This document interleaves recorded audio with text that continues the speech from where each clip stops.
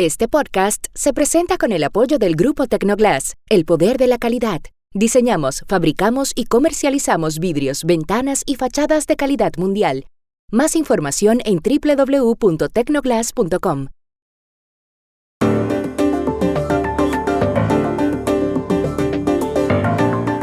En el centro de Texas siguen buscando víctimas luego de la impresionante inundación del viernes. ¿Cómo se originó la tragedia?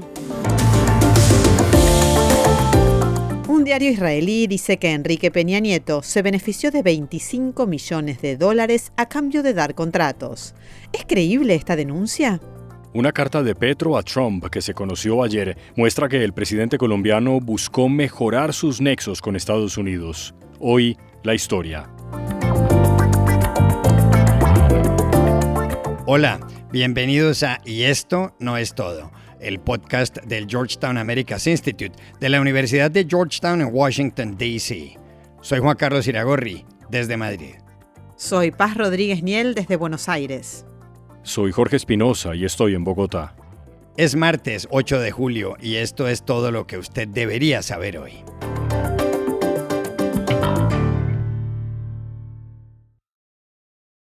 Ayer seguían en el estado de Texas, en el centro-sur de Estados Unidos, las tareas de rescate de víctimas por la terrible inundación que tuvo lugar en la madrugada del viernes.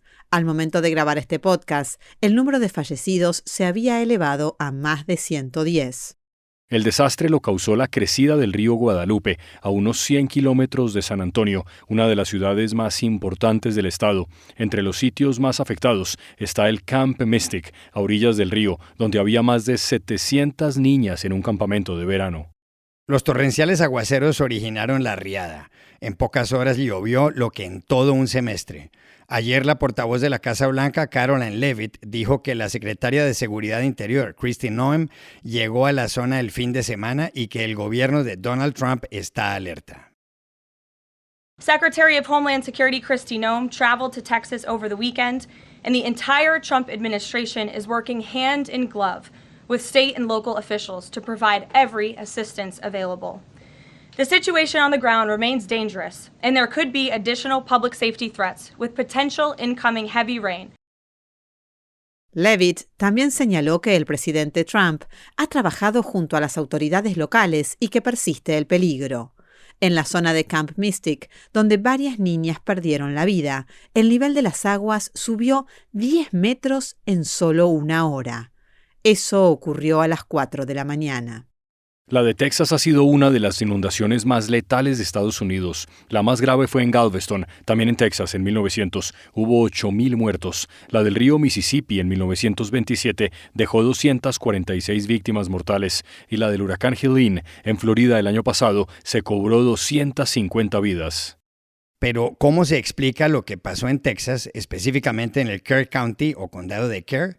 Llamamos ayer a Houston, en ese estado de los Estados Unidos, al conocido meteorólogo Albert Martínez, fundador del canal Meteo.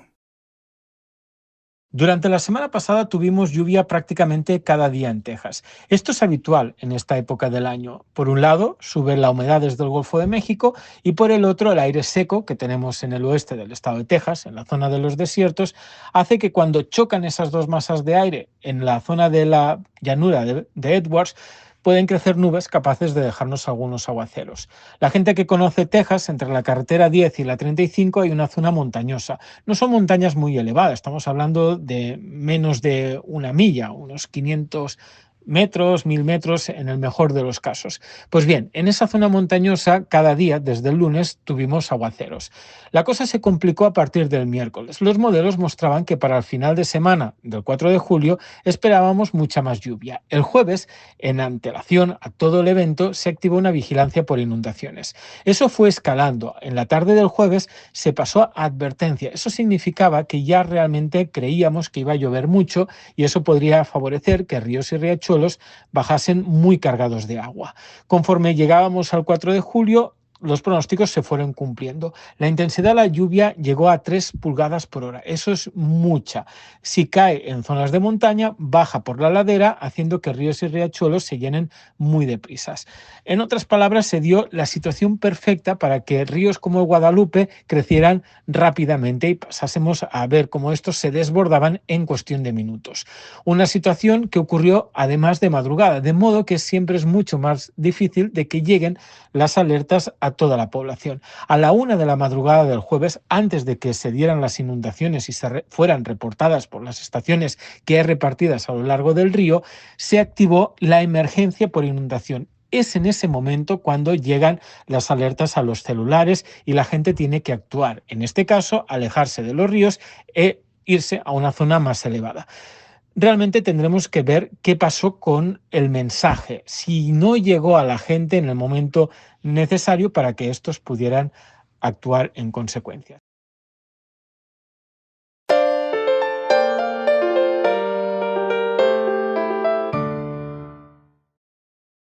En México hay una gran controversia sobre Enrique Peña Nieto, que gobernó al país entre 2012 y 2018. Tiene que ver con un artículo publicado el fin de semana por el diario israelí The Marker, que forma parte del grupo Haaretz, el periódico más importante de Israel. Según el artículo del reportero Gur Mejido, Peña Nieto se pudo haber beneficiado de $25 millones de 2 empresarios israelíes, Avishai Neriá y Urian Basher, a cambio de jugosos contratos en México. Se presume que con esa idea, los 2 empresarios se dividieron el gobierno. El texto de The Marker señala que parte de esos $25 millones puede haber ido a parar al financiamiento de campañas políticas de Enrique Peña Nieto. El expresidente reaccionó enseguida, publicó un mensaje en su cuenta de X y esto le dijo al periodista Ciro Gómez Leiva del Grupo Fórmula. Nunca he estado, yo fui presidente de México, gobernador de mi estado, y nunca me he desempeñado en ningún área de la administración pública que no fueran estos importantes cargos de responsabilidad política, en donde el presidente o el gobernador, por así decirlo, sean responsables de asignar contratos a empresa o prestador de servicio alguno. No está en nuestro ámbito de competencia, no nos corresponde. Yo no doy línea ni di línea nunca de asignar contratos a tal o tal proveedor. No es mi tarea. ¿Cómo surgió toda esta historia? Según The Marker, el lío es que Neriá, que se supone tenía acceso a Peña Nieto, y Ambasher, que le vendió a México por $32 millones el software de espionaje Pegasus, se distanciaron en 2018 y discutieron sobre cómo dividirse los 25 millones. Para eso escogieron 3 jueces que expidieron un laudo, cobijado por la ley del Torá y por un acuerdo de confidencialidad. Pero el pleito siguió y llegó al Tribunal de Distrito de Jerusalén. Se cree que en los documentos a Peña Nieto lo llamaban el hombre mayor o simplemente N. ¿Son creíbles estas denuncias del diario israelí The Marker sobre el expresidente mexicano Enrique Peña Nieto? Llamamos ayer a Ciudad de México a la experimentada periodista de CNN en español, Verónica Calderón.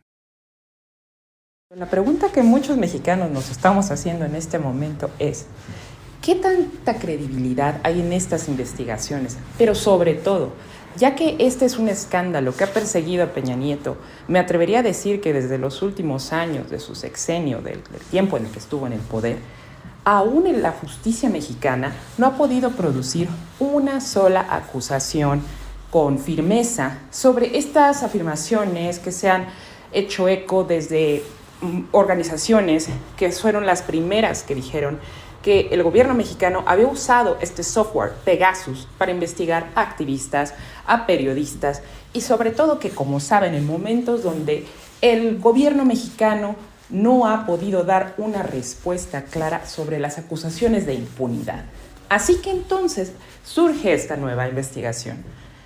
¿Ha habido alguna consecuencia por parte del gobierno mexicano? La respuesta, tristemente, no les sorprenderá. Es no, es negativa.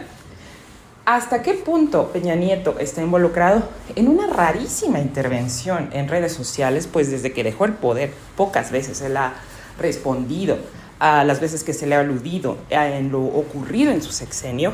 Peña Nieto niega haber recibido este soborno en concreto. Pero podríamos estar hablando de que estas son unas acusaciones distintas.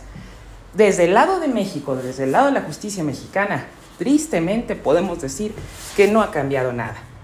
Ahora, si esto se trata de una investigación que puede dar o avanzar más allá y darle los elementos suficientes a la Fiscalía Mexicana para perseguir a Peña Nieto, si es que existe un delito de este asunto, o si es que existe que realmente la evidencia de que él recibió estos sobornos, sería una noticia bastante sorprendente para nosotros.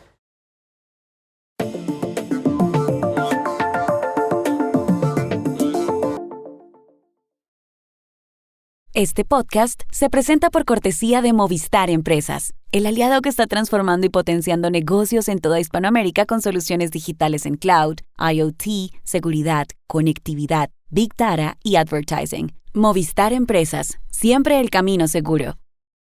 Y este podcast se realiza con el apoyo de Progreso, compañía líder en soluciones innovadoras en construcción, agro y energía. Impulsamos el desarrollo sostenible en América Latina. Más información en www.progreso.com.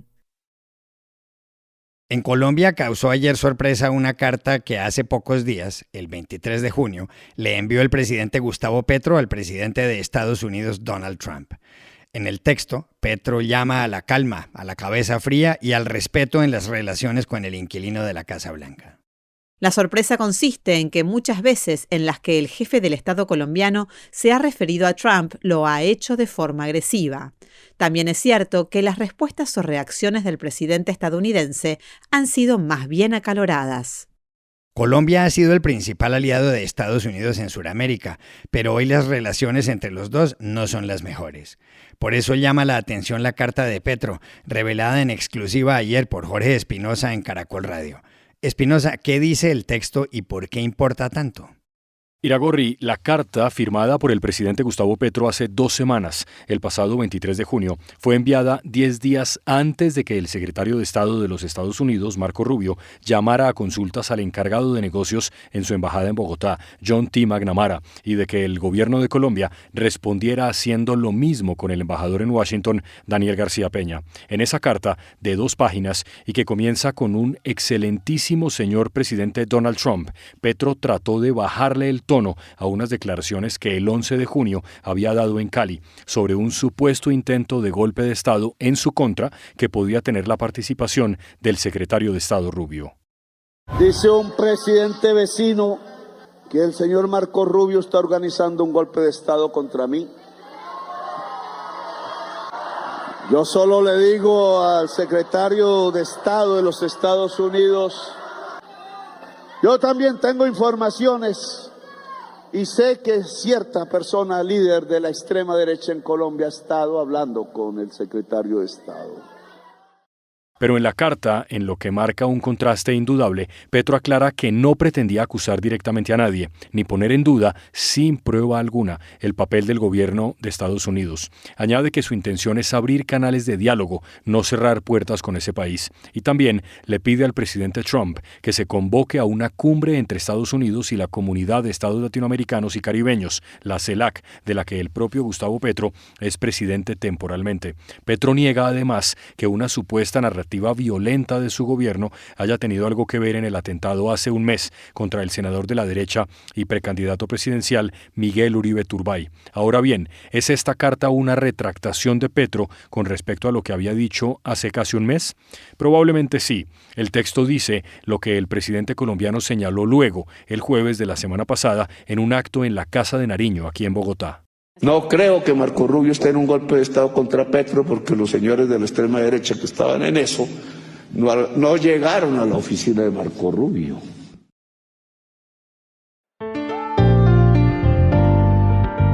Y estas son otras cosas que usted también debería saber hoy.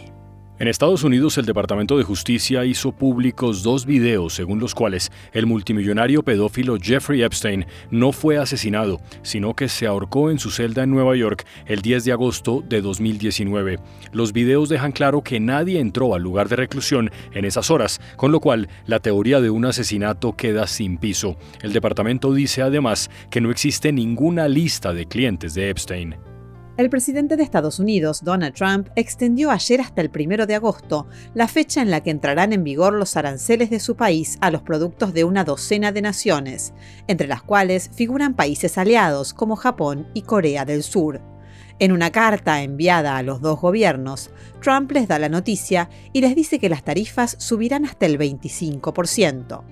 Roman Starovoyt, que horas antes había sido destituido por el presidente ruso Vladimir Putin como ministro de Transporte, apareció ayer muerto cerca de Moscú, en lo que parece haber sido un suicidio. Starovoyt, de 53 años, fue hasta el año pasado gobernador de Kursk, que limita con Ucrania, donde varios funcionarios han sido acusados de la malversación de unos $12 millones enviados por el Estado central. Y aquí termina Y esto no es todo, donde siempre habrá más. En la producción estuvo Willy Rodríguez. Pueden suscribirse a este podcast en nuestro sitio web y esto no es todo.georgetown.edu, seguirnos en nuestras cuentas de X y de Instagram @y esto no es todo y buscarnos en nuestro canal de YouTube. Gracias por oírnos. Chao. Hasta la próxima.